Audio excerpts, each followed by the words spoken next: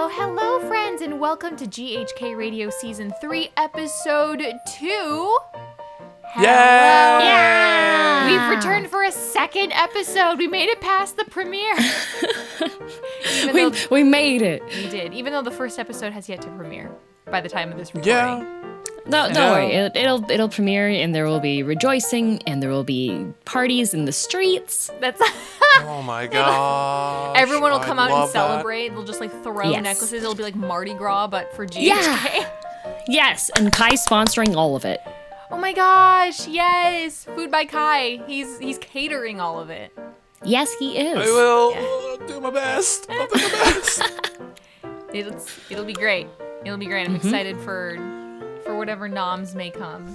I've been promised food, so I'm sticking to it. Oh my goodness. Listen, I've spent so much money sending the two of you food already. All you sent me was ketchup chips. Do you know how expensive it is to ship ketchup chips to where you are? Harune, we do live in Canada, and in Canada, if you want to send anybody anything, the Canada Post takes that as a personal offense. Yeah. It is. You dare it is a hard. things? How dare you think that you can use our services to send packages internationally? Listen, it is a battle to be fought to send you a letter. I sent you a case of ketchup chips, okay? Which I worked already hard. Ingested, so I worked really hard, and I think DM got like a just case of like candy for Christmas. I got candy. yay! Kai gave me candy. Oh yeah, I remember because it was like it wasn't just any candy. It was like specifically Asian confectionery. Yeah. He asked Mama Kai and Papa Kai for their recommendations on stuff, and I ate all of it. Yay! It sounded like you had a harder time getting Asian candy over there. Yes, I did. Unless you were now I live sponsored by somewhere that's Boxer. better. Now I live somewhere that has easier access to things. Oh, that's so great. Got it. What was your favorite out of what Kai sent you? Probably the pineapple cake. Oh my god, yes! Taiwanese pineapple cake, let's go! That was Papa Kai's recommendation. Oh my We did- god. We did pick a box of pineapple cake, and then he looked at us with like disgust, and I was like, I've never seen that expression on him before. He took it and just like basically threw it back on the shelf and picked out a different box and said, "This is the good box." This is the good stuff, you moron. This was is the like- right one. we're like- How dare you? We're like, this is like double the price, and he's like, exactly. I'm like, but you always buy the other one. Well, he's like, because I eat that one. But this is the good stuff. This is what we're sending. I And mean, I'm like, it's so different when you're buying it as a gift to somebody. You know, like you never want to give them the lower quality cheap stuff. That's so insulting. Yeah, you're just like, oh, they have the fancy one, but that if I'm buying it for myself, I'm not going to spend the extra $2 for that. But you have a friend and you're like, oh yeah, I'm going to get you the fancy one. Exactly. But it's funny that I didn't know Papa Kai liked pineapple cake. That's literally like my favorite Taiwanese dessert next to boba and red bean soup. he's not supposed to eat as many sweets anymore, but he does quite like his pineapple. Pineapple cakes, cake yes. is so good. Like when I have family come from Taiwan, I'm always like, can you bring pineapple cake, please? And the last time I was there, I packed as much pineapple cake as I could to bring back with me. You just fill up the luggage. It was, Oh my I had to goodness. buy, no joke, I had to buy in a whole separate large suitcase. Wow. To fit Wow. a blanket, like one of those really fluffy, like Chinese style, like, it's not a duvet because it's not like a comforter that's like filled with anything, but the blanket fabric itself was just incredibly fluffy. I feel like you guys know the one, like if you run your hand over the top, it's like one color, and then when you go backwards over it, it's like a different color. Yeah. Yes, those. Nice. So a giant blanket of that material and pineapple cake. That was a whole separate. So I got a suitcase out of it too. So it was Mama Renee was not happy. She was like, "You what?" And I was like, "Yep." But it was worth. But I think it would be here worth you it. go. It's completely worth it. Don't worry about it. Don't worry about it. Here's some pineapple cake. You like that, right? So it was yes. Well, I'm glad to my hear goodness. that we are all pineapple cake lovers here. Kai, do you like pineapple cake? Oh, excuse me, I'm in shambles. Why would you blow your nose at me? I ask you a question, you blow your nose? I think he's allergic to you. Oh my god. I'm in absolute shambles. I woke up about 10 minutes ago. I'm still eating breakfast. You just my called nose it is lunch. running. Listen, Yeah, I would you just just like said to it was lunch. claim- Are you lying? I would just like to claim that the first thing Kai did this morning, as soon as he woke up, was lie to me. that is not true. I have proof. It literally says, "Goober morning. I didn't just wake up. I promise." And then, literally, 5 minutes later, I'm so tired. Oh my god! I literally just woke up, and I copy pasted his first message. I was like, "Excuse me?" And he goes, "I lied." Listen, The blatant Blatant. lies? Couldn't even go 5 minutes without outing himself for his own lie. I Listen. can't believe this. Exposed.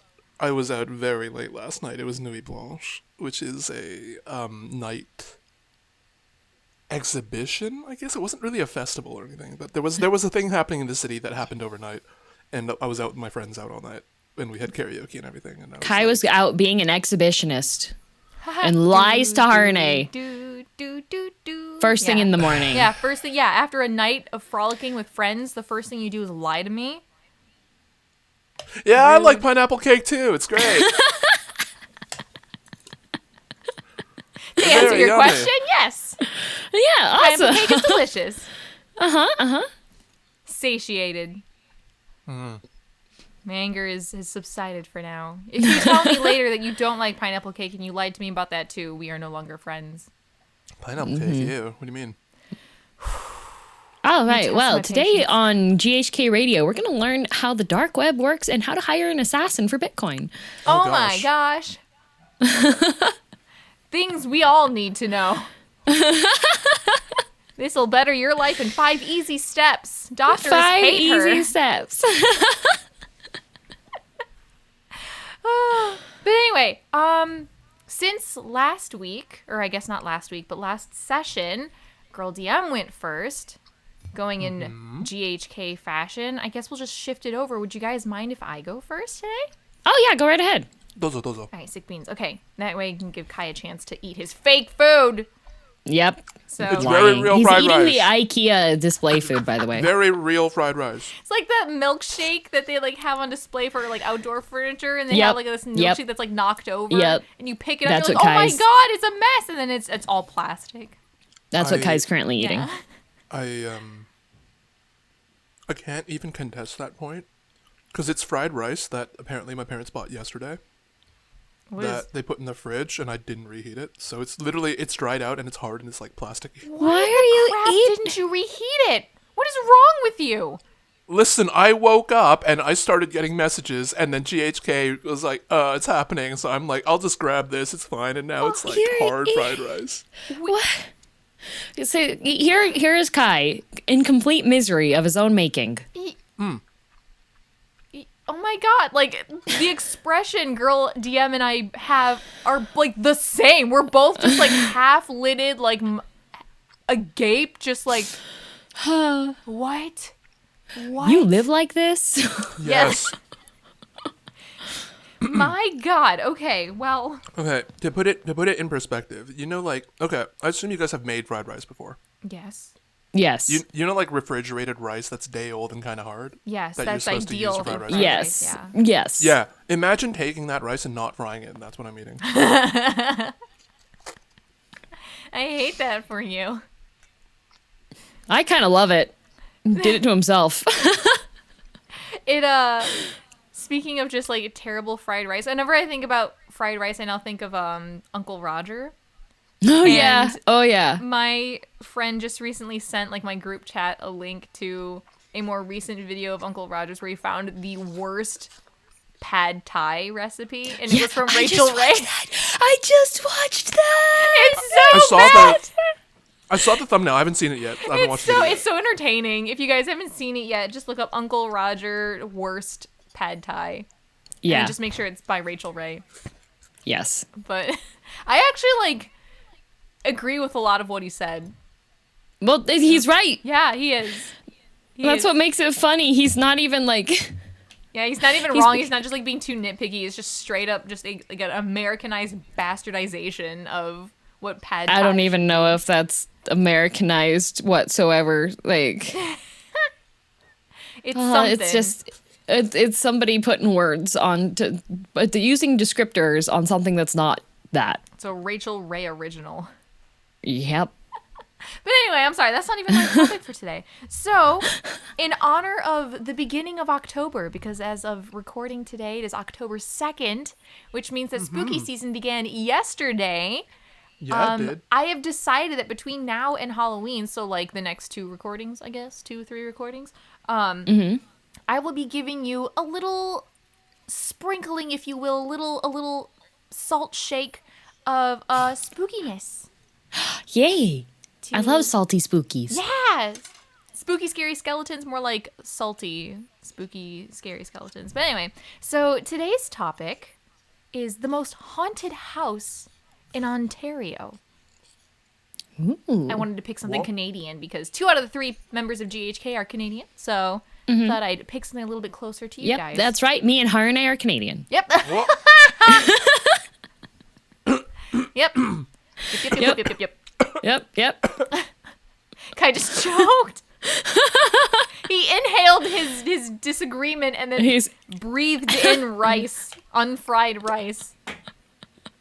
Unfried You're fried not rice. wrong. Can you breathe? You good? I'm good. You good? Go ahead. Tell us about the most haunted house in Ontario. Actually, could you guys take a guess? Like, are you guys familiar with haunted places? Sort of throughout I'm more familiar with haunted stuff on the West Coast, not so much Ontario. I live in Ontario, so my Kai house. knows exactly. Yeah, what do you... Wait, did Kai just say my house? Yep. Yeah, those weird noises you hear in the middle of the night, that's just me. I knew it.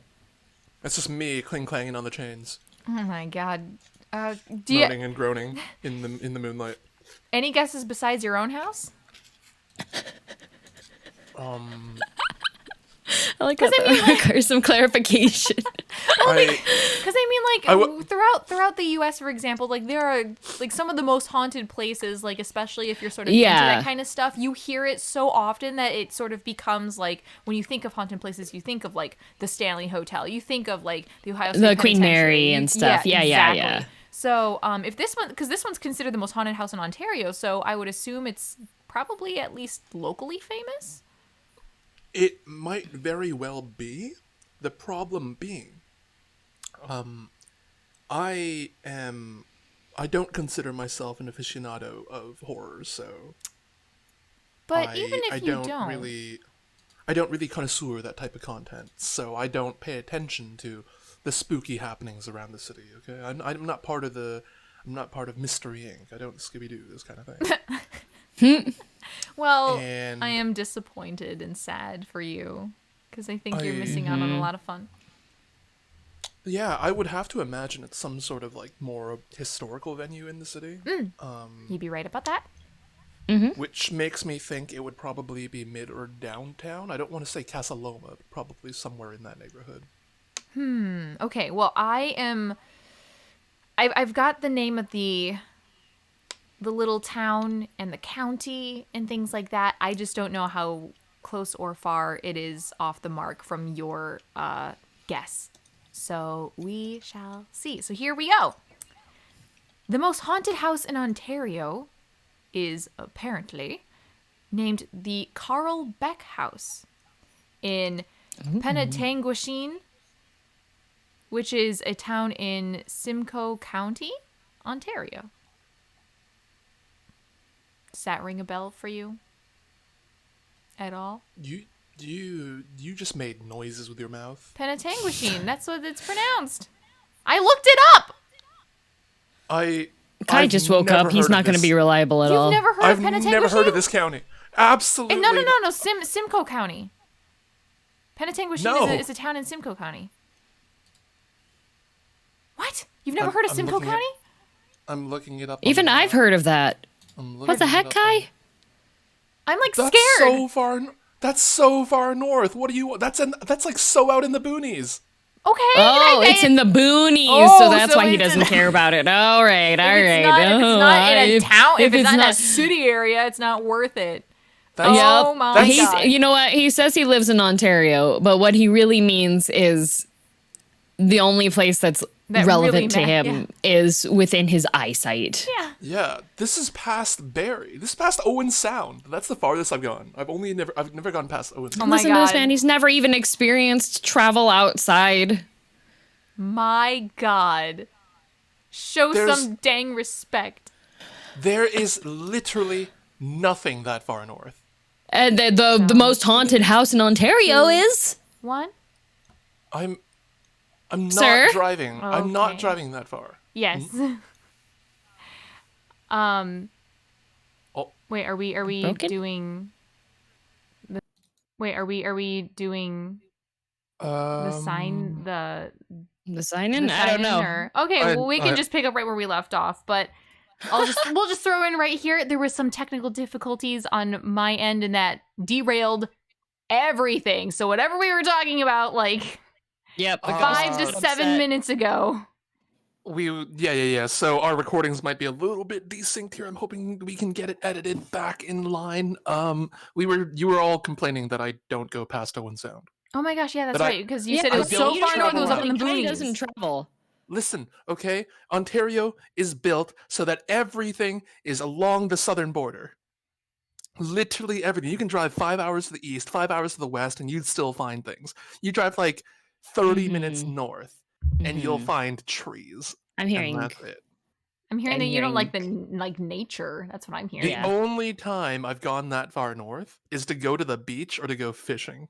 That sounds great. That sounds like something everyone should be doing all the time.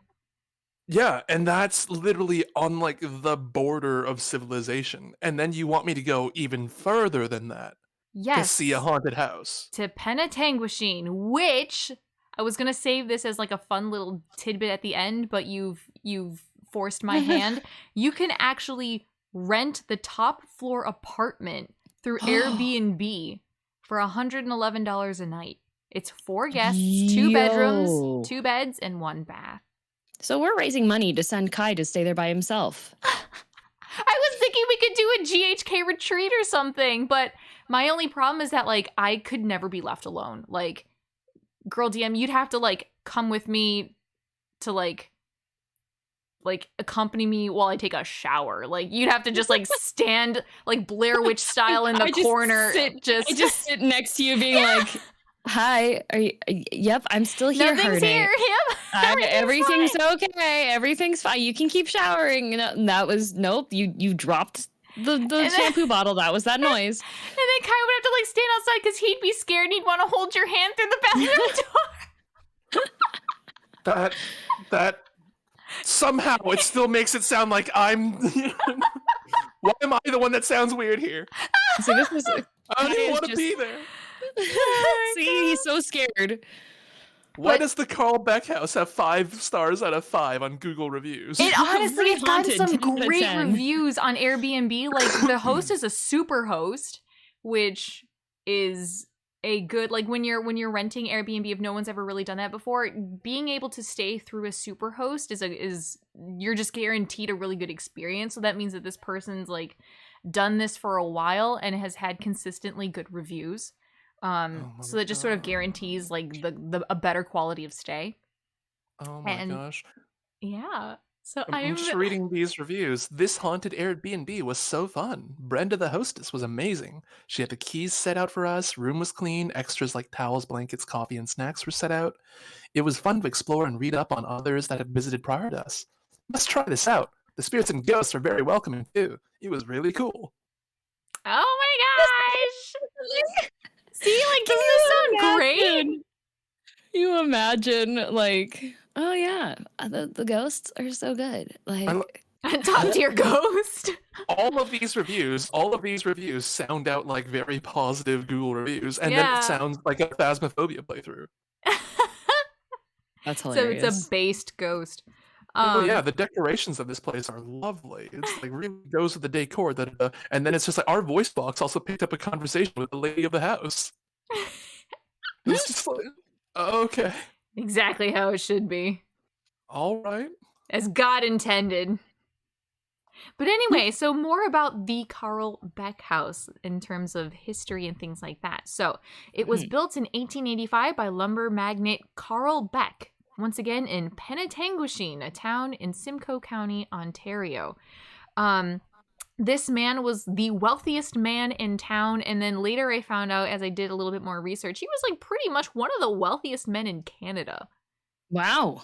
And he was not only town mayor between the years 1892 and 1895, but by the end of his life, he had accumulated a fortune of $12 million at the time. So that is a lot of dollary-doos. Yes. And I don't know if that's 12 million in like the currency of that time, or if that's like what it equates to nowadays. But that's still a lot of money either way, I imagine. And him and his wife had 9 children.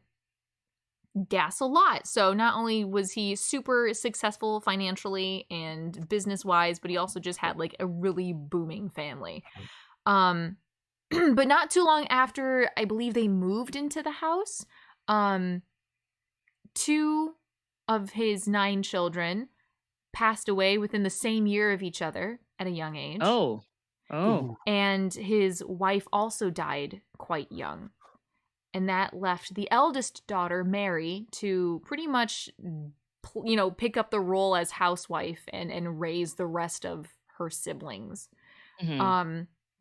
So eventually the eldest daughter married a man named Mr. Robinson, whom Mr. Beck absolutely hated. And I'm not sure if they just had like a different set of ideals and things like that, or if he was just upset that Mary was leaving her family to start a family of her own. But Mr. Robinson managed the local hotel, and Mr. Beck, after his daughter married Mr. Robinson, like cut her off, like estranged her from the family, and then donated part of the land that he owned to his other daughter, Lavidia's husband, who then built an iron mill right next to the hotel. So the land he donated was land right next to the hotel, and they just hecked his business over. Yeah, so that's how spiteful this man was. Like, he just did not like, and if you thought that was bad enough, when Mr. Beck died, and he died, I don't know why I got 2 different years. Days. I got May 11th, and then I also got May 13th. So I was like, I didn't think this was, like, contestable. I thought, facts are facts, but for some reason I couldn't get a straight answer. Spooky. He died 2 days apart. That's the real ghost story. But either May 11th or the 13th of 1915, Mr. Beck, who normally took his horse and buggy and drove, or I shouldn't say buggy, horse and carriage or whatever, and drove around his grounds just to check on like the work and his workers and things like that. He had a lot of land to cover. His carriage returned without a passenger. And they found that he had fallen off of his carriage into the Georgian Bay, where he drowned and died. So, in his will, remember, this man was very, very wealthy because he was very successful and things like that. So in his will, he had divided up the rest of his wealth and assets evenly between his 6 remaining children, but left Mary only $1. See, that's how you know, like, that wasn't just an oversight. That was intentional. That was just, like, no matter how much you're upset at your child, to leave them $1 is just like, even in death, get wrecked. Yeah, how cruel. And I don't know. That's it makes me angry. I'm angry for Mary. But anyway, so some people say that Mary was, understandably upset by this, but so upset that her anger has lingered even after death. So some of the ghostly reports of the activity in the house include flickering lights, I don't know why on the list it says shadows. I was like, oh, we all cast shadows. Like, I know you can't just say shadows. Unless if they meant like shadow figures, which is better. Objects being moved, ghostly apparitions, strange noises, and some people have even reported feeling tucked in by an invisible caregiver. But that sounds sweet. Huh. Yeah. Maybe her dad hated being tucked in, so it's just like the residual out of spite. Spite being Yeah, like, I tuck all you in. But But are there it's- spirit lights? It could be a poltergeist. Yeah. I mean, yeah, the objects being moved, although it doesn't sound like objects being thrown. It's just like, the whole like, where did I put this thing? I've been looking for it all day. And then you go to look and it's right where you left it. But you're like, I looked here 15 times. Like, there's no way. Mhm. But also to that report of feeling tucked in, other people have guessed, excuse me, that it's possible that it's the ghost of the late Mrs. Beck and possibly the 2 young children that had died. That are just filching your things to play a prank. Yeah, like, I mean, it doesn't seem like anything's particularly malicious. I mean, when they say strange noises, I wish they had gone more in depth with rather than listing things off. Because, like, I mean, how, like, strange noises, I imagine, like, weird breathing or, like, the sounds of, like, a body being dragged or something. Like, that's weird. But if you're just like, oh, I heard a knock. I'm like, oh, well, all right. Like, knocks aren't that strange. Knock, okay. Right, like it's weird, but it's not like it's weird to hear, but it's not a weird noise in and of itself. You know what I mean? So this list was sort of a goober, but yeah.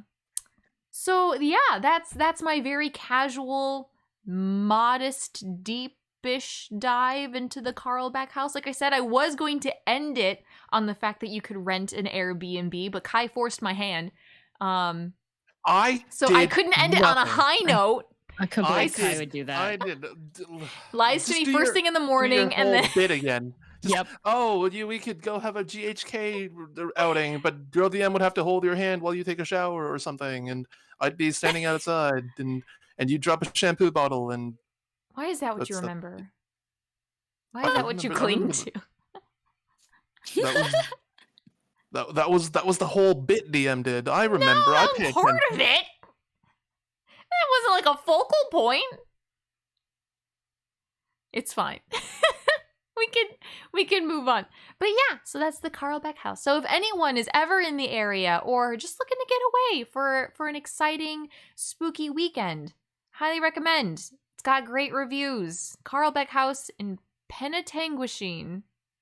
I'm fairly certain if they want to get away, Penetanguishene has other hotels they could stay at too that aren't the most haunted place. I mean, I guess it defeats the purpose completely. There are other counties they could visit. What's in Penetanguishene?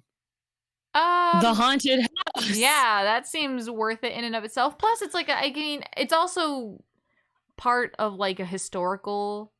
I don't want to say a historical society, but I think the historical society has dubbed it a historical location. So, of course, it's cool to just check out some of the old local history. I don't know if Mr. Robinson's hotel is still standing or if that iron mill that the other daughter's husband had built is still there either. But it seems like it's revered as a local history point. So that's, I think, like, I could imagine there being like a local museum there somewhere, or maybe even the Carlbach house is in some ways a museum, like the ground floor or whatever, because it's multiple stories. So, like, if you're a history buff and you're also an occult buff, it sounds like a fun place. And like you can look up pictures online. It's super pretty. It's an old like Victorian style house. It's lovely. So I don't really get what you're complaining about, Kai. I think it's a cool place to get away to. Yeah. Like spooky things. Then you can go for the history. Doesn't have to be for the spook. There's a little something for everybody there. There are so many other places we could do a GHK retreat to. Why Penetanguishene? Why this house? Well, part of it was because I like going to spooky places, but another right. big motivation for it is hearing how much you don't want to go. Yeah, at this point, it's more out of spite towards you than our own will. I'm just like, ooh. But anyway, yes. So that was my topic. So there's your first little salt shake with the appropriate salty response from Kai for October. I'm really excited for more things. Mm-hmm. For more spooks. Yeah, I'll be More sprinkling spooks. some I'm looking forward to it spooks too. throughout the season. I like the spooks. I like the spooks. I do as well. I was watching a ghost show. Did I tell you guys this already? Maybe I forgot. Or maybe I did and I already forgot. But there's this streaming site of like historical documentaries called Magellan. Ooh. And I really, really like it because it's got all of these, not sponsored by the way, but it's got all of these different genres of documentaries. So of course, historical documentaries, they have music documentaries, art documentaries. I have especially been really enjoying their art documentary series done by a, his accent is clearly British, but his name is Waldemar. I can never say his last name. I think he's of Polish descent. But he's like a massive art buff, and he has series of like different style, like Renaissance art, Baroque art. Like he talks about Goya and like just different genres of art and architecture, and he's just so enigmatic. And I've just been loving the series so far. I've watched it. I've binged a lot of his stuff. But also on there, they have a couple of like ghost hunting shows. And one of them was, I think it was called The Other Side. And it was this paranormal investigation team that did locations in Saskatchewan. Oh, that's really cool. Wait. Yeah. Harune. Yeah. I think Guy's asleep. Yeah, he looks like he just dozed off. My tracker wasn't catching my eyes. I was listening, but I fell asleep. This would be the second or third lie. You fell asleep. well, I was listening to you, right? And I was like looking at the recording bar to see how long we're into the recording, but apparently at that angle, it was capturing my eyes closed. Nice recovery. Okay, nice recovery. yeah, all right. Wouldn't be the first lie you've told me today. That's really cool, but it also segues into my topic. Here we go. So, I moved to a new place. And people might be like, "Oh, is that a new microphone?" No, it's a new mixer, new settings. Not a new. I have the same old good Sennheiser that's durable enough you could throw it across the room because it's a performance Nokia microphone. So when you go to concerts and you see them, it is like it's heavy duty. You can drop this thing like rock stars drop them all the time. But one of the things that I do when I move is, like if I'm going to a new place or something, is I like to check and see what the library has. Ooh. Which I know sounds like very let's see what the library has. No, I love kind of that. thing, right? That's so cute. Right, yeah. I've been seeing your tweets. Yeah. You've been documenting it. Yeah. So at least I know in North America, so both the States and Canada, the libraries are like a community service type of hub place, and a lot of them have free services you can access. And so I always like to check because usually it's limited to what area you live in. And so the new place I've moved to, I went and I was able to sign up online for the library card, which I was like, great, I don't have to leave my house. And their online services that they offer have, of course, audiobooks, and they have language learning. Like they have Rosetta Stone for free with the library card, and online classes and stuff for free as well with the library card. You just have a limit of how many you can take a month. Right. And they have a streaming site. Oh? Like Netflix. Okay, that's like new. Netflix. Yeah. And so I was like, oh, you know what? I'm going to check and see, because sometimes there's some interesting stuff on the freebie access. I want to see what they have. And so they had I open up the thing, I'm searching through the movies, and I'm like, oh, okay, so they've got some more older 1960s 1970s movies that were North American cinema. And then I checked the world cinema section, and they have for Akira Kurosawa Oh. and Battle Royale. Yep. Oh my god. Yep. The director's cut. Oh no. Unrated. Oh lord. So, I had a friend come over and we both watched it together because I was like, you know what? I was making dinner and it's these ramen packs, not Vite Ramen. Vite Ramen's like solo pack ones. These ones are like 2 ones. And I was like, I don't want to make half of a package of ramen. So I messaged my friend. I was like, hey, I'm making ramen and gyoza. Do you want to come over and watch Battle Royale? And my friend was like, yeah, of course. And comes over. And so we settle down and I turn on my projector and start like connecting it up. And we discover that the only version available of Battle Royale is the English dub. Is the English dub. I remember that tweet. That's And- horrible. Well, Battle Royale is a pretty campy movie. Mm-hmm. Like, a lot of people give it really positive reviews. If you haven't seen Battle Royale before, it's campy. Even in Japanese, it's campy. It is a camp movie. That is what it is. Wait, And so the you English voice acting. wait, can you describe to me what it means to be campy? Campy is It's like not it's I'm not going to say it's bad, but it definitely has points to it that feel very forced and amateurish. it feels exaggerated to the point of like overacting. Like Overacting and kind of like a similar vein to that. It's still very enjoyable to watch, but it's not like Schindler's List or something. Yeah. Okay. This Battle Royale, you're going in with the expectation of, okay, we have a class of teenagers and lots of violence is going to happen. That is what, like, it's not going to be like some earth-shaking revelation about society. It is... Okay. Look at all these kids fight each other. You all just kill each other like that. Yeah, exactly. How can you all just kill each other like that? But the interesting thing with this movie, so me and my friend were watching, and the lead guy's voice actor, I don't know if they just didn't show him the video footage before him recording. Maybe he just did this blindly in a room. But a lot of the time, his intonation and his excitement and his voice didn't match the characters at all. Oh no.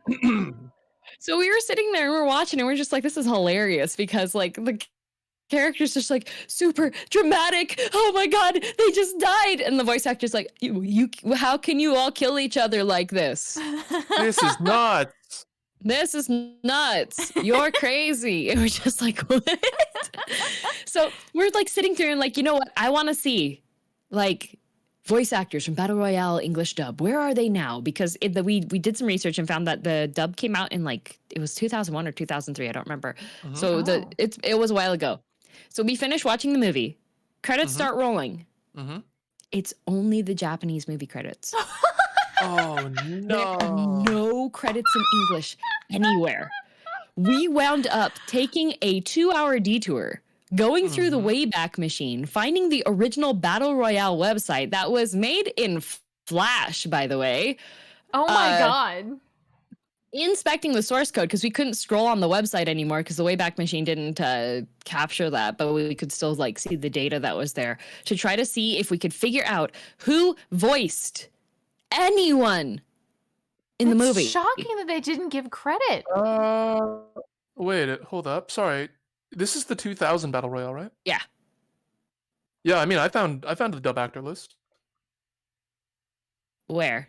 It was I literally wrote, like, Googled Battle Royale English dub cast, and it was the first link I got. Yes, that's not the complete list. That is only people okay. that have come forward and expressed that they've voiced it. Oh, okay.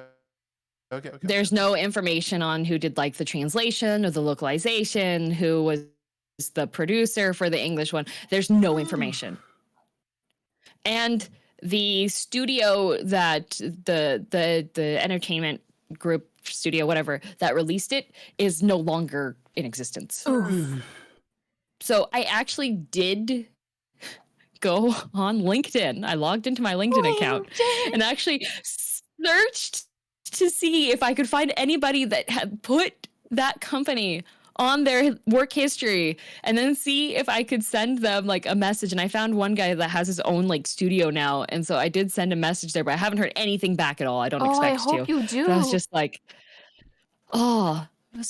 So yeah, it was just like, it was a wild and crazy rabbit hole. And I highly recommend that if you haven't checked to see like what your library has for online services, please check it out, because you might be sitting on a treasure trove of shows. Like there's some documentaries on that streaming thing as well, but I'm just like, I'm gonna watch some Akira Kurosawa stuff soon. It's great. Actually, speaking of Akira Kurosawa, and I might, this might not even be right. Actually, no, I'm afraid to look. Hang on. Wait, no, I'm not afraid. I have courage. Fear. You can do it. Fear. Spooky Month's fear. Okay, I need to figure out who. Girl, damn, have you ever seen the movie Dreams? No. Why am I being left out? Kai, you've never seen the movie Dreams. I've never seen the movie Dreams. Okay. It looks like it's from 1990. Oh, no, I have not seen that, but it is Akira Kurosawa. Okay, that's what I thought. Because so it's like a bunch of short films or short story films, but they're all inspired by dreams he's had. And so like each one... that's not going to be terrifying at all. Some of them were really spooky and just messed up, but there were also a couple of really beautiful ones. And I think Nemurenai borrowed it once from the library when I was a kid. And a lot of them have made a long-lasting impression on me. So I don't know. I guess just if you get a chance to watch it, you might really enjoy it. Like I said, some of them are quite beautiful. And then there are a couple of... I will take a look and see. Yeah, there's one in particular that's like pretty dark, but I don't know. Gosh, that it's you saying that though reminds me of gosh, I was like memory from being really small, because I would go to the library and I would like rent stuff, and one of the movies that was in like the kids section is a movie that's an animated movie that's called Watership Down. Watership Down sounds vaguely familiar, but I don't know. Watership Down is about a group of rabbits. Oh, okay. That is not, and it is not for kids. That does not no, that doesn't sound familiar. There is gruesome death that happens to the rabbit. It is a yes, because it is about this group of rabbits trying to survive. Oh no! It is not a look at the happy bunnies animated movie for kids. It is a very beautiful animated movie. But still very sad. That's quite gruesome and sad and terrifying if you are a small child and you're just like, I'm gonna watch the movie with the bunnies. And heck you to the librarian that did not stop me from renting this and borrowing it and bringing it home. I'm sure the librarian didn't even know. I hope they didn't. I hope they didn't. Or else they just purposefully scarred a child's watching. life. I don't know. Maybe they're like, I'm low on entertainment today. Let's see what happens to this kid. Oh, no. I want to hear what happens when they come back. I should not have Googled images of this movie. Ooh, yeah. boy. Yeah. Oh, yeah. boy. Yeah. Well, now I'm curious. Now I want to look it up. See, hang on. Yeah, Watership Down. It's a movie from 1978. Watership. Apparently there's a Netflix adaptation. Yeah, that one was... It's a watered down version. I saw the full on. The like kind of Disney-esque hand animated one. Yeah, that was the one that I watched. Wait, is it British? Yep. Oh. Yes. Is Watership Down disturbing? So if somebody asks. I just hit the wiki. Let me hit images. I'm scared. All right, what's up? Oh my god. Yeah. Right? This bunny's not all right. No. No. What is wrong with this bunny? Is he got rabies? A lot. I remember another rabbit also gets choked to death. Oh Yeah. my Ugh. god. And you see that on screen. Ugh. Jesus. This Yeah. this reminds me of like So the so Oh, I'm little sorry, DM. Yeah. Oh my god. Little DM watching this movie and like, oh, it is not a happy. Does not spark joy. Does not spark joy. Now I need to like read the entire plot. I am so confused as to like Yep. why. Anyway, whatever. I'll look into it later. Yep. But yeah, that was my topic was more of a Good lord. check out your library and see what kinds of stuff are there. But also, if you have kids, Watership Down's not for them. Yeah, vet the things your children listen to. Actually, Yeah, speaking of that, Mama Renee was very, very encouraging of like going to the library and borrowing things, especially because like I think I might have mentioned this either on stream or maybe last time. I get whatever I say online confused. But Mama Renee liked to borrow a lot of audiobooks and listen to them while she does gardening or any of the house chores because it helped her improve her English comprehension and hopefully her vocabulary. Arguable that one. But I remembered also in line with the spooky season, she had borrowed a book called Witch Hill, which looked like just like a short little novel. But I remember as the weather was getting colder and the nights were growing longer, Mama and Papa Renee would turn on the fireplace and Papa Renee, one of the rare times Papa Renee's ever read me a story, would actually read chapters out of this book. And I think he would read a chapter a night.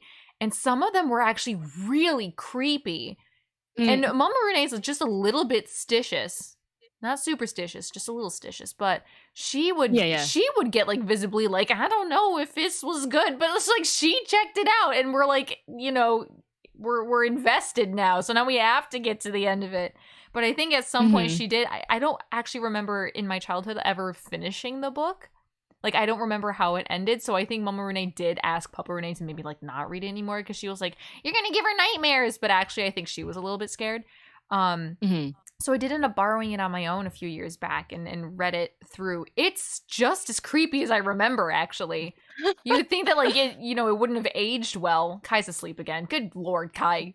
Wake up! I'm right here. I'm literally right here. He's good at the recovery. We could say. But yeah, there's a lot of things that are, I don't want to say disguised as child friendly, but just because you're borrowing something from the library doesn't always mean it's appropriate for children. Like, always check your stuff. The library can be a darker place than you thought. So, yeah. Kai, do you ever have experiences at the library? I did go to the library a lot as a kid. Although I will admit, for some reason, whenever I go to the library, I only borrow comic books. All the like novels that I read, I like just bought at a bookstore. Oh, I don't know why that weird. was a thing. Like I've owned like all the Harry Potter novels. I've owned all the Lord of the Ring novels. I even owned like 3 out of the 4 like Aragon novels. And like a whole bunch of all these other like young children's literature. Like I would always buy the book, but then when I go to the library was always the place to go borrow comics for me. That's so weird because that's like the complete opposite for me. I never borrowed a manga. I always bought. It was borrowed from a friend. So I very much remember borrowing like Pokemon Special and like all those other like kids comics. Asterisk and Obelisk, I think it was. Bones. But I think the limit of horror for me because like everything seems to be spooky themed today. Like I borrowed Goosebumps novels, and that was enough to like Oh, give yeah, me the Goosebumps. chills. yeah, And I forgot about those. Yes. there was one manga series in particular I found that I'd never heard of before. I only saw it in like the library. It was a Pet Shop of Horrors. Yeah, I loved that one. That sounds familiar. It was like about like this detective guy who would investigate like a pet shop in Chinatown, and like each chapter or like each little set of chapters would be about how the pet shop guy would like sell a pet to some owner, but it's like a la, what is it, like gremlins or whatever, don't feed them after midnight. They'd always have this little condition, and then the owner would always test that condition, and then it would usually end in like their death. Usually like the owner, well, not always their death. Pretty much it was like the owner had some problem that they needed to solve, or they had like some kind of secret that they were keeping, and they found their way to this magical pet shop. It sounds like the plot of XXX-holic. It's kind of like that, but a little less weird, I would say. A little bit actually like following a type of story that you could follow without having to be like, Clamp, what were you on? I feel like it was more digestible than Holic. Yeah, it was more like less recurring characters. Some of the stories were tragic. Some of them wound up just being like happy. There were a few happy ones. Yeah, I think there was one like involving a bird who like sang for its owner or something, and then eventually the bird was set free, and it was like a beautiful maiden or something like that. Yeah, I don't quite remember. The mermaid one scared the shit out of me though. Yeah, the mermaid one was scary. The mermaid one was scary. But then like intrigued. I didn't pay attention to it as a kid. I didn't realize, but apparently it was like a very, it had a lot of boys love subtext between the shop owner and the detective. They were two very pretty men who were very in close proximity all the time, and little me was just like, I had no idea. I'm like, wow, yeah, policeman, rough them up, and it's like, oh, now I understand. they're awfully close to each other. And then it's all there's like scenes where it's like, oh no, like the detective fell in the water mermaid tank, so he has to like pull him out and take his shirt off and everything. I'm just like, yeah, CPR makes sense. And then now I'm like, oh, fan service, I get it. It wasn't too. No, it wasn't like it wasn't like 18 plus. As a kid reading it, it was just kind of like I didn't get it, but it was kind of like there was a lot of subtext for a certain crowd. Well, now I want to read it. That's what I remember from the line. Oh, also there was what was it? That one about the boxing penguin.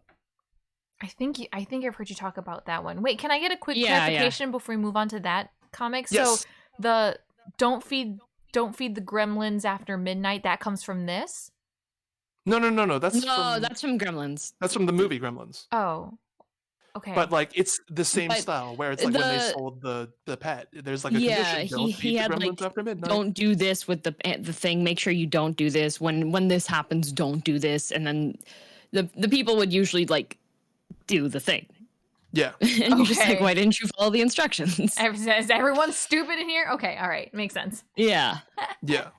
Okay. Some people would follow it though, and it was actually like good ones. Because I remember there was like one that they had like a guard animal that protected them and such, and it was it was good.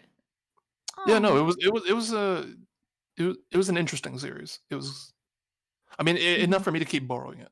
It sounds fun. Yeah. And okay, I'm sorry. And then you said about the boxing penguin. Oh yeah, I think it was called Tuxedo Gin, where it was like it was like just a standard kind of rom-com type one where it was like about like a high school boxer kid who suddenly gets hit by a truck or something and reincarnates as a penguin in the zoo. And yes. As when he was human, he had a crush on this girl who happened to be the daughter of the coach of a boxing gym or something. So then, as a penguin, he somehow escapes the zoo, ends up at the boxing gym, and becomes a boxing penguin. And the whole premise of this story is that God would let him reincarnate back into, not reincarnate, so to speak. God would let him go back to being a human if he lived out his full life as a penguin naturally. Yo. So he's not allowed to end his life as a penguin prematurely. Right. But he has to, die of old age. Oh. So then live his every penguin chapter, life to his fullest.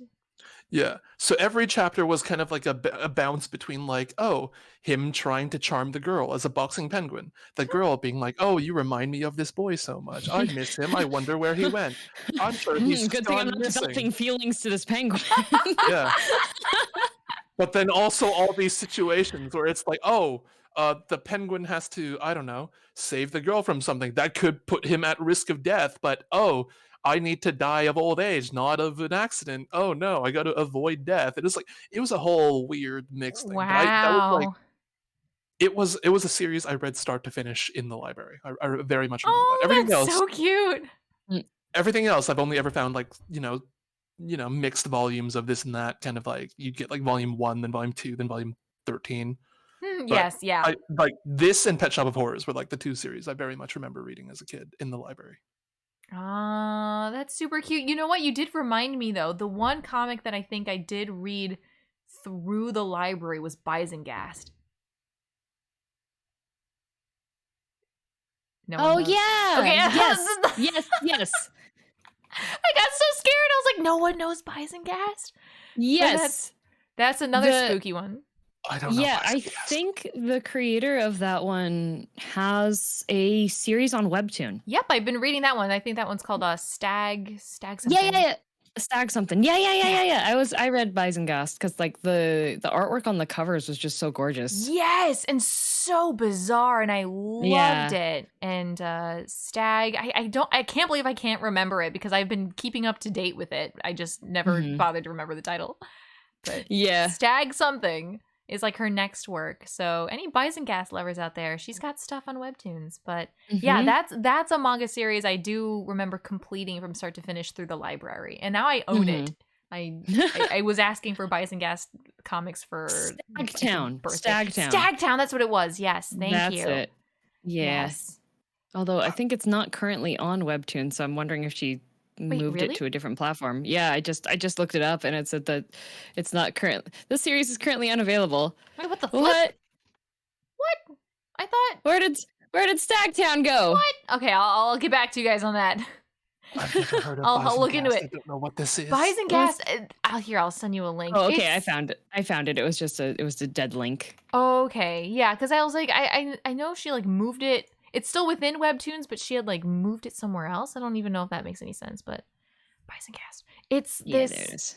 So here, I'll just send. I can't even. It's hard to explain. It's this one girl who, the basic plot is like she's very sick, both physically and it seems like she is also mentally ill. And she has one friend who comes to visit her like through her bedroom window. Like I guess she's like not really allowed to like see anybody or anything like that. Her state is just too fragile. And one night they decide to like go to a nearby. Is it that they decide to go to a nearby cemetery or they come upon the cemetery by accident? I don't even remember. It's been a while. Yeah, I own it, but I haven't read it in a while. I should read it for October. Should spend my spooky season rereading it. But they're essentially now they become the human liaisons for helping put spirits to rest with unfinished business. Like within that cemetery. And so sometimes they have to like go into like the time and situation of that spirit's death, or perhaps if that spirit is particularly angry or holding on to something, and they sort of create this world around them in the way that they see fit, and they sort of have to like figure out the inner workings of that world and sort of, for lack of a better word, either like destroy it from inside out, or like, you know, put the spirit to rest and help them fulfill like a final wish that has kept them lingering, and things like that. It's sort of hard to describe, and I'm not doing a very good job, but I always thought it was like really intriguing and different and just kind of bizarre, but in a cool way. And the art I've always loved. Like you said, the cover art is just incredible. So yeah, that was one that I read through the library, and I think that's when I really began to understand that like you could get Western comics written in manga style. Like that was when I really started to see like the line blurring between like, okay, so what's a manga and what's a comic in manga style, and like what is that? But yeah, that was really intriguing. Because that reminds me of like what do they call it? What I think they used to call them ELMs, like English language mangas. Which was like, you know, like English or otherwise authors making comics in English, but with manga style illustrations. I've never heard of that term, but that yeah. I don't want to say Scott Pilgrim, because I think Scott Pilgrim was manga inspired, but the art style is still pretty. Yeah, that one wasn't. So that the ELM thing came specifically. Tokyo Pop had a Rising Stars of Manga competition. Yeah. Which is where Bizengost got its start, which was for creators, generally English-speaking creators, to make their own manga-style comic. However, the terms that Tokyo Pop actually set for the things were super one-sided and actually kind of terrible. So it wound up being not super-duper successful. And then pretty much webtoons are kind of like the successor that has popped up more as, because I actually used to make webcomics when I was young. I actually illustrated and was part of like the webcomic community, and I still like follow friends who have their webcomics that they're still working on and such. And there were a variety of websites that you could just have like a preset template that you could use as your base website with front and back pages and an archive page and everything, where you could upload and have like a little blog post style thing, which is essentially what Webtoons has become, but this time it's actually a company that has money and backing and marketing and an app that makes it easier to access, and infrastructure for it, so that there is actual advertising and people are starting to pick up Webtoon more, which is really cool to me because it's finally like, if that would have been something available when I was, instead of like the homebrew webcomics that I had to have, I probably wouldn't be a VTuber. I'd be a comic artist instead. Funny you say that. Because you're familiar with one of these people too, but I used to be in an artists group. It was a 3-person artist group, and then eventually it kind of like, you know, it expanded on that, but like the 3 of us were seen as like the heads of that group. And out of the 3 of us, 2 of us became webtoon authors, and 1 of us became a VTuber. Wait, one of the people there our mutual acquaintance? Yes, one of them is Graveweaver, who is the author for I Am the Grim Reaper, and the 3rd member of our group was Sabadaba, who is the author of Gigastrucka on Webtoons. Ooh, huzzah! Although last I heard from Saba, it's been a while since I last contacted him. I think Gigastrucka was like on hiatus, and he was going to restructure the story or something like that. That's always tempting. I rewrote my manga, my webcomic like 3 times because I was just like, nope. Some things age different after a while, and you're like, I think I would handle this differently.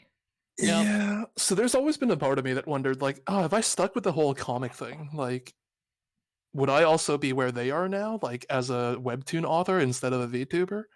But I don't have the same like style of structuring stories as they do. Mine's always kind of been more like a weekly newspaper style comic where it like, you know, it commentates on like current events and stuff, as opposed to like having a structured story. So it's like this is what Kai could have been kind of scenario.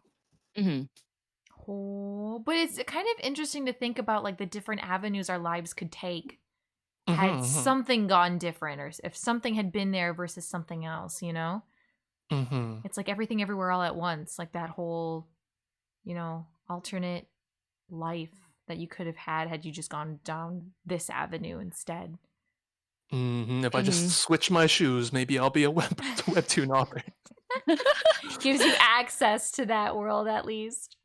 But yeah, Kai, was that? I realized we'd gone this long, but we didn't even get to your actual topic. Cool.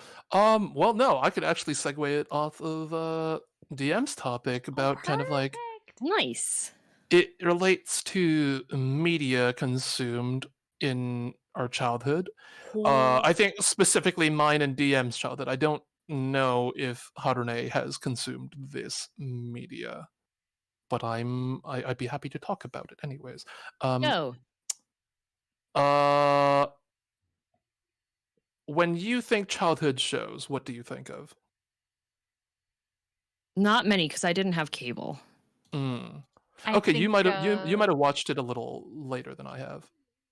I think of Power Rangers. I think of Sailor Moon. I think of DBZ. On that topic, DM, what do you think of if I say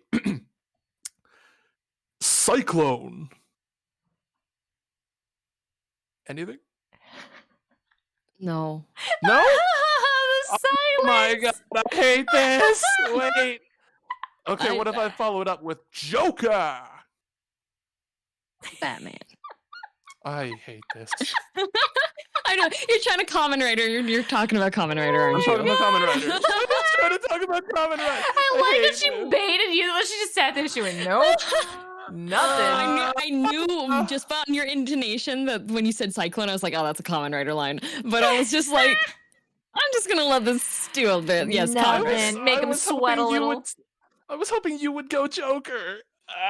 No, I didn't. So I enjoy Kamen Rider, but like I read the mangas, like the old mangas, and the actual series that I've watched from start to end was Gaim. Oh yes, okay. You're like you're more recent. Yeah. I picked up Kamen Rider stuff thanks to a friend I met in university. Oh, Ayo. Yeah, because when I was very, very young, when I was like, in grade school, my parents would get me like Chinese dubbed Kamen Rider DVDs. Oh my goodness, that's from hilarious. Hong Kong. So like in a sense, I still kind of grew up with Kamen Rider, but that was what I wanted to talk about because that was an obsession I had as a youth. It kind of reignited when I was in university, and then it kind of like once I entered the workforce, it kind of like died down a little again.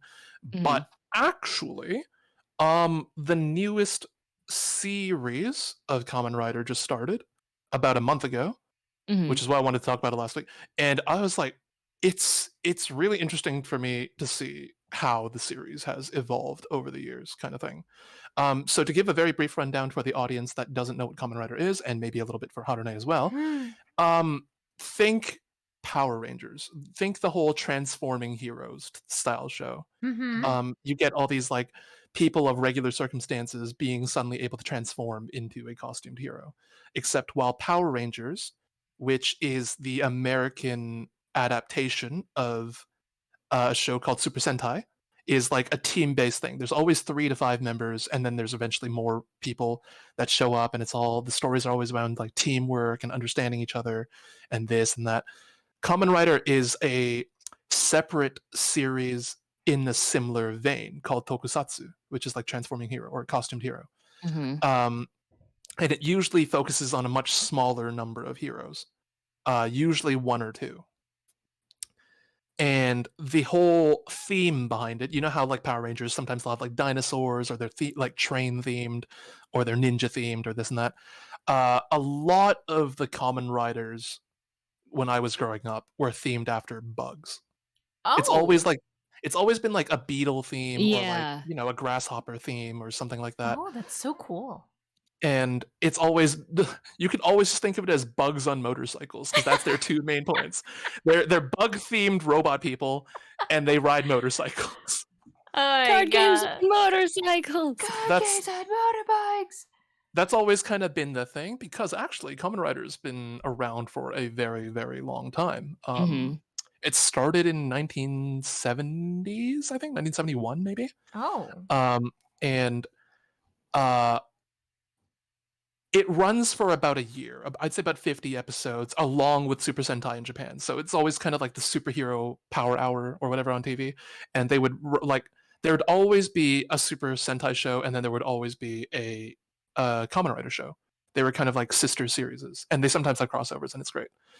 But after that series ends, they'll do the next version of it. Kind of like how Digimon does it. You know how like there's Digimon, and then there's Digimon Tamers, and then there's Digimon Season 2, etc., etc. So yeah, there'd always be like a new story with a new hero kind of thing. Yes. And very recently, the 33rd Kamen Rider series just started. Wow, that is a long time. I can't help but ask, like, how... Because you said it's been around since the 70s. How long has Doctor Who been around? Ooh. Longer? Okay. Yes. Okay. That's longer. I kind of just wanted to compare it to that. Because I know Doctor Who is probably like one of the longest running shows. Like, Doctor Who, yeah, it's one of the longest running sci-fi, yeah. Okay. I think Doctor Who's from the 60s. Okay, all right. So only a decade earlier. Yes, but Doctor Who also, like, each Doctor could run for like a longer period of time. You could have the same Doctor for a few years. They'll each get like a few it depends seasons. on how long the actor wants to continue to be the Doctor. Exactly. Right. So you could have like I think Christopher Eccleston only had one season, but then David Tennant had like a while, and then Matt Smith also had quite a while. Exactly. So like they've been around for a while, but whereas this one in Kamen Riders, you get maybe 50 episodes or so. Oh. And then it's the next one's turn. Oh, wow. And then they'll do the updates. And like for a long time, it was always just bugs on motorcycles. And then eventually they like started introducing these new concepts. I was like, okay, what if there's like, what if you're not themed after bugs? What if you're themed after like the suits of a card, like deck of cards? What if there was like, a dice themed? What if there was a vampire themed? They started experimenting more and more. Wait, how does dice theme work out?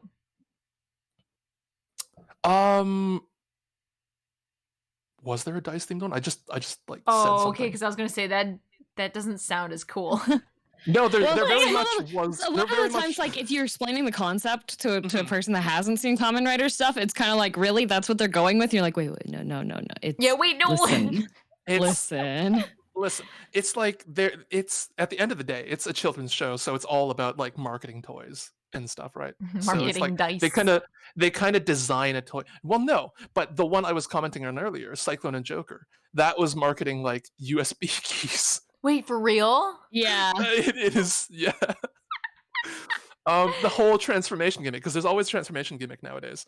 Back in the day, you strike a pose, you say henshin, like transform, and then they turn into the hero. Yes. Nowadays, there's always a gimmick. There's always a toy associated with it. They wear a super big belt buckle with a slot that you put. I have my lock seed. The series that DM was referencing, Gaim. They had padlocks. Oh my god! They had padlocks. They're fruit-themed padlocks that grow on plants. And then you have the belt, and you put it in it, and you have to lock the lock seed into it. That's why it's a lock seed. And so cute. They had fruit-themed. So like my favorite guy has orange arms, and there was grape arms and banana arms, and it was it's a melon arms. Melon was such a jerk, but he was hot, so it was okay. Fruit. But yeah, the latest one was interesting to me. Like I kind of like fell off of Kamen Rider for a little bit in the recent series, like 01, Saber, Revise, etc. But then the most current one, Kamen Rider Geats, is literally structured as a VR battle royale. Oh. Instead of one hero, the show started with like a whole bunch of heroes. And it literally, like, from what I can tell so far, having watched like one episode, there isn't really a central villain introduced. Because like in the past, there's always kind of been, it's heroes fighting an evil organization, heroes fighting an evil organization. It's always Kamen Rider versus Shocker, or Kamen Rider versus Dai Shocker, or, you know, like there's all these greeds, this, that. There's always like a central group of villains. But this one, it feels different in that it introduces all these heroes and having them fight each other.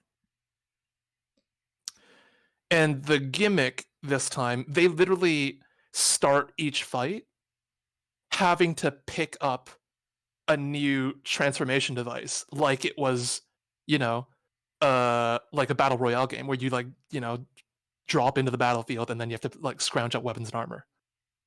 Huh. So like the whole transformation thing, it's always kind of been like you gain new powers as you progress in the series. They unlock a new tool, they unlock a new like device, Right. and they'll have it moving forward all the time. Yes. But this one, it's like the first episode, the main hero drops in and like picks up this particular weapon, transforms, and has like he has that image that he has, kind of thing. Mhm. Like, oh, okay, so you know he's a hero that uses a gun, or he's a hero that uses a sword. But then the preview for the next episode showed another person picking up that device, and he had to go find another one. So I was like, I'm getting very, very specific here, but it's like, it's interesting for me to see. At the end of the day, it reminds me, oh, right, this is a kids show. It's marketing toys for kids. And I guess nowadays what's popular with kids is games like Fortnite, or games like, you know, like battle royale style games. So I'm like, we've gone from just bugs on motorcycles, which I guess kids back in the day, you know, like there's always the stereotypical Japanese kid that likes the stag beetles and all that. Yeah.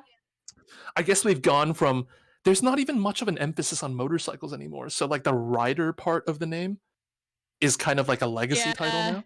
He's not really there's not much riding anymore. involved. Yeah, the motorbike used to be a really, really important component. Mm-hmm. Weird. Actually, I just looked up Geats, and one of the characters is apparently played by a Japanese YouTuber. Is he? Which one? Amazing. Her name is Yuna Hoshino. At least that's her stage name. What does she play in Geats, though? I just see... I clicked on her by accident, but she's listed as cast.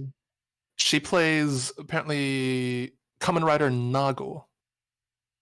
It was just weird. I was like, oh, a YouTuber's on here. All right. She's okay. Her whole character is a streamer. I just clicked on her description. Oh, okay. Nice. She's a streamer, so she's literally streaming like battle royale as a common. Oh, jeez. Like that's where we've gone to. Yeah, no, I don't know how I feel about that. It's a little bit cringe. I'm gonna watch the. I'm gonna watch. I mean, it is Kamen Rider. Like part of it is like. A little bit extra. It's definitely very extra. There's dance battles. Oh my god! You only said that because you watched Gaim. I watched Gaim. They had dance battles. Gaim was the only one that had dance battles. Well, but like not like okay, like they have overreactions and stuff too. Like that's just part of it. Like there's I have seen so many clips of like Kamen Rider guys being like, wait a minute, you're da-da-da, and then being like, wait a minute, you're da-da. Like the acting is very, very hammy. Yeah. Okay. It's very hammy, but it's because it's marketed to kids, right? Exactly. So you gotta have that hype. They can't take subtlety yet. Yeah, they're too young. But it does try to appeal to like some older audiences too. Like there are some surprisingly dark storylines. Mm-hmm. Gaim being one of them because it was written by Urabochi. Yep. Gen Urabochi, and yeah, I know. I'll say a way that it doesn't obscure it. Like it does. If you watch the show, you know as the viewer in the first like segment of it, but. To give you an example of how dark it is as you're watching this, because I was watching this was part of the reason why I got into Gaim, like watching the first couple of episodes. One of the characters kills another character and doesn't realize that that's that person. Oh no! Yeah. And that affects the entire story because they're looking for the other person. Oh no! Yep. That's literally the plot of the entire series is looking for the person you It's murdered. part of the plot. Part of the plot. Bro. The character doesn't even realize that they've murdered this other person. That is devastating. And, oh yeah, it is. It is devastating. Oh, it's so devastating. It's so good. I was watching. It's like, just when are they gonna? Because the person that did this is like the silliest, most cheerful, chipper, energetic guy. Oh no, soul crushing. Yeah. Oh my goodness. Oh, so every episode you're like, one day he's gonna find out, and he's gonna be every time he's so like mentioning this sad. person, and you're just like, buddy, my guy, you kind of killed him. The other guy's dead, and you don't. You're the one that did that. One of the series is that like it's one of my favorite series because it's like one of the ones I really liked, but it's a controversial pick, I know. I really like Decade, and like the whole storyline was him. He kind of has the whole like he can jump to multiverses power. Okay. Because he was the anniversary series. He was like his series was to celebrate the last 10 years of Kamen Rider. So he can all the different Kamen Riders. He's jumping into the world of all the previous Kamen Riders as a Kamen Rider himself, and he's like fighting monsters and stuff. But every world he jumps to, the inhabitants of that world keep telling him that he is a great evil and that they're there to stop him. So he ends up having to fight all the old heroes. You're watching all these old heroes you grew up with saying that the new protagonist is a bad guy and trying to fight him. But because you're following the story of the new protagonist, he's defeating all the old riders. And you're just like, wait, who am I supposed to cheer for? Kind of thing. Yeah, it's sort of like a beat down of your old heroes, and you're like, I don't feel good about this. Yeah, and he doesn't realize, like, why is everyone calling me a bad guy? What have I done? And he's got like amnesia and all that. And it's like, if you think about it, of course the acting's quite hammy. It's all very extra. It's for children. They're going to sprinkle in jokes here and there, but like the themes for some of these shows can like get adults thinking. So it's like, oh, ooh, but yeah, like the whole reason I brought this up was because the new season Geats was starting, and I just wanted to like hype a little bit about it with DM, but apparently DM doesn't. I think see, I have to use Kai as the reaction there because he enjoys that. Yes, he likes to get dunked on. Excuse you? See, do you hear the happiness in his voice when he responds? He's like, excuse me? I'm angry, but what? Yeah. Why do I share the things I like with you guys? Because you lie to us first thing in the morning. Yeah, exactly. I just wanted to talk about Kamen Rider. And you did. We didn't stop you. We listened. Yeah. We let you talk. Aren't you happy? Be grateful, Anya. No, yeah. Maybe I should check out Yeats. That sounds interesting. Like the whole, it just like suddenly, I was, it's relevant to us. Haha, it's about live streams and battle royales and this and that. And there's like, I don't know. It's not the first time battle royale has been done before. I mean, like Ryuki also had that kind of like theme. But it wasn't so explicitly stated to be a battle royale, you know, because it was like before that genre really kicked off. It was just kind of like, there are, you know, what was it, like 8 of you, and the last one standing gets a wish granted. So you're like, oh, that's cool. But now it's specifically like there's a whole interdimensional like streaming staff that are like tracking the battles, and they're treating it like they're influencers and their stuff. It's like, oh, hey, support me so that I can. So it's like, what a turn we've taken. Yeah, for the series. I don't know. It's too on the nose, and I feel really weird about it. I don't know. There's a couple of manhwas that I am reading that have kind of a similar theme to it. Like one of them, it's oh gosh, what's the name of it? Pretty much, there's people. There are normal humans that can make contracts with various like deities across like history and such, but their actions and their battles are being streamed by a demon for each like group, and based off of that demon stream's popularity, they can like make adjustments and such. So the demons are trying to make their own streams more popular, and sometimes that involves like causing bad things to happen to the people that are in the stream. But the lead guy knows about this system and convinces the demon that's doing his to work together with him in order to make sure that their stream is the most popular one. Oh.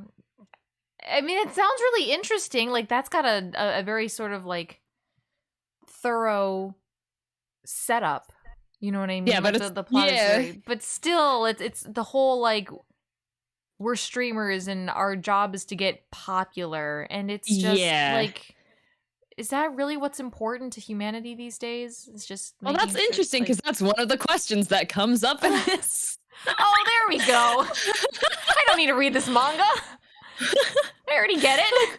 That's a question of humanity. And such, Ooh, hitting a bit close to home. But yeah, I'm left with a lot to think about, to be honest. Yeah, so right. Be on my mind for the rest of the day. From a children's TV show. Yeah, truly. But you know what? Like, even if we didn't really understand it at the time, like, those questions sort of stick with us, and we carry that into our adulthood. And then all of a sudden we're slapped in the face with it like a raw fish, and we're like, oh, yeah, okay, I get this. I get why the character really struggled with this concept, because now I'm struggling.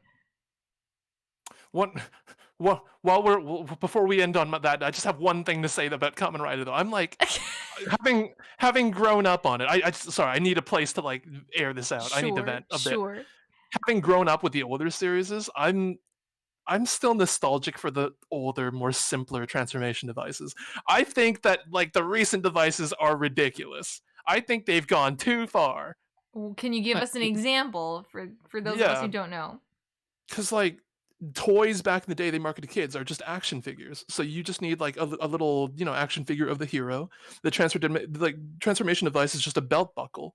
It spins, it might light up a bit, it might make a noise, and that's about it. Nowadays they always need this gimmick to make it collectible, like the USB sticks. So you have to buy all these USB sticks and slot it into like the belt, or like the next one's like a card. You've got a little card reader on your belt, or like the locks, like padlocks. You have to slot a whole padlock in your belt. That does sound aggressive. There was one that was soda themed. Like Harune themed? No, like actually it's weird. It's like you had these tiny little canisters of soda that they had to shake. They had to shake it, and then they had to put 2 canisters in their belt, and then they had to and then a crank comes out, and then they have to wind the crank. Very and it's entertaining. I'm just like, you've got like a whole toolbox on your waist, like just dangling where the belt buckle should be. Like, isn't this a bit extra? And then there's one. Great. It's like that's like borderline satirical. Yeah, it's like there's one where it was like watch themed, like clocks. Okay, well that sounds cool. But the watches are comically large because they're for children. No. So they had to take 2 of these watches and slot them into their belts and then spin the whole belt.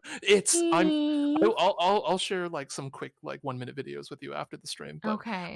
For anyone interested in seeing how ridiculous these devices have gone, you can go to YouTube and just search up like Kamen Rider like transformation device or like Henshin device, and you'll see a showcase from like the 70s till now, and it's just like, oh, what have we become? There's one too where it's literally like he's his transformation devices are rings. Okay. He has to put a ring on and then like move his hand over his belt like it's a touchpad, and it will scan the ring. Okay. Except, again, it's children's toys, so they're all comically large. Each ring he puts on looked like a really, really big ring pop. Yes, that's what I was imagining. It's just a giant ring pop. It's just a guy in a red trench coat with a ring pop. Yes. That sounds great. I approve of that one in particular. I feel like at a certain point things have just gone silly. I love ring pops, man. They just look so bulky. I don't know. That's just a small complaint. But anyways, that was my topic. I just wanted to gush about Kamen Rider a bit because I'm excited for the new series. I like Kamen Rider. It's a good one. It's a good one.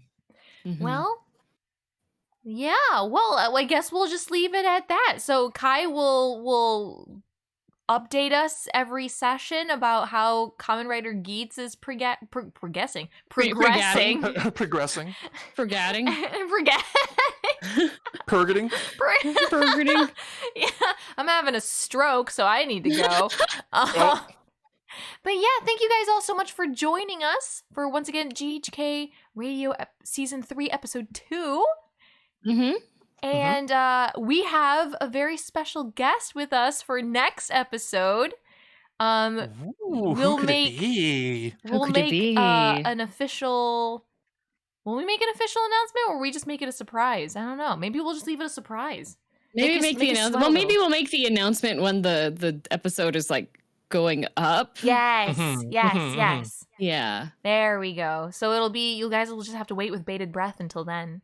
Yay! So, thank you guys again so much. And それでは皆さん、またね。バイバイ。バイバイ。バイバイ。